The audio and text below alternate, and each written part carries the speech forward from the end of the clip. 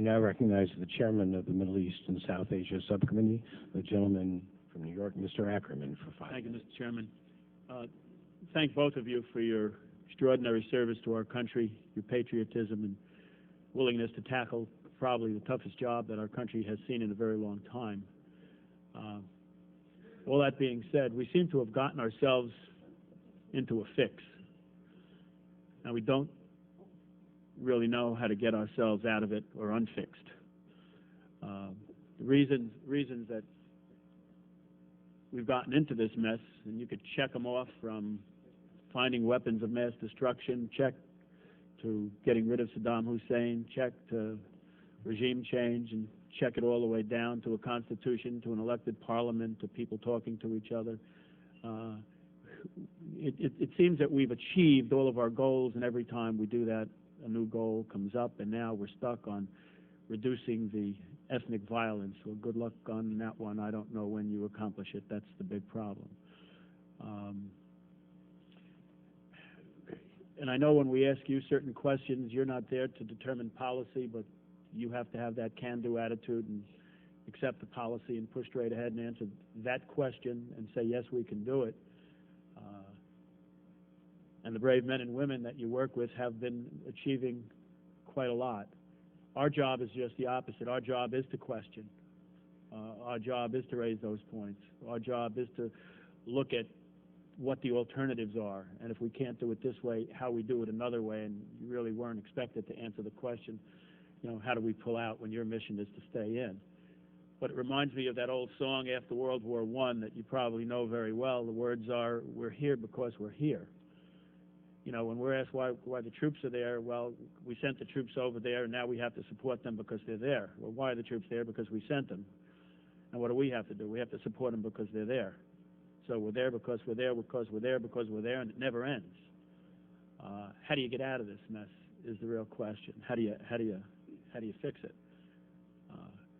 I'd liken your job to that of Sisyphus pushing that great, huge stone up an endless hill.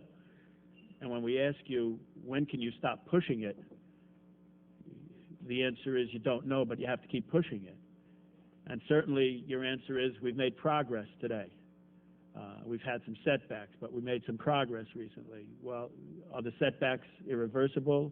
And the answer is not necessarily, but maybe so. Maybe we're going to have setbacks again. The surge seems to be working at this moment, but it seems we've not killed enough terrorists or dissuaded enough people from becoming such that they're not going to be replaced. When does this end? When do you stop pushing that big stone up the hill? And the answer is you really can't see beyond that stone. You don't know what a just settlement looks like, because you can't see around it, and you'll know it when you see it. But maybe the hill is a little bit too steep.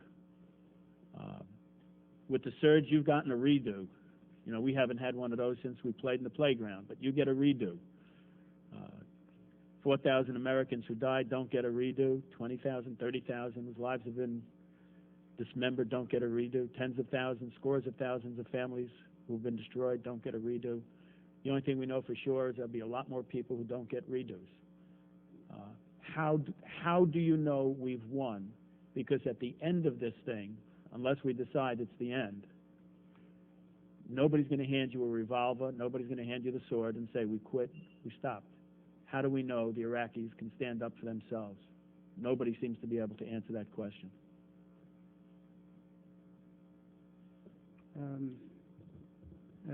Sir, it's a question that we both ask ourselves constantly, and it's through asking that question and answering it on a localized basis that it is possible, in our judgment, to execute the redeployments that are currently underway. And I think that that will continue to be the answer. It's going to be not one grand sweeping moment in which we can say it's all fixed. but it's going to be area by area, circumstance by circumstance. It is complicated. It will continue to be complicated, but I think it's doable. The time of the gentleman has expired. The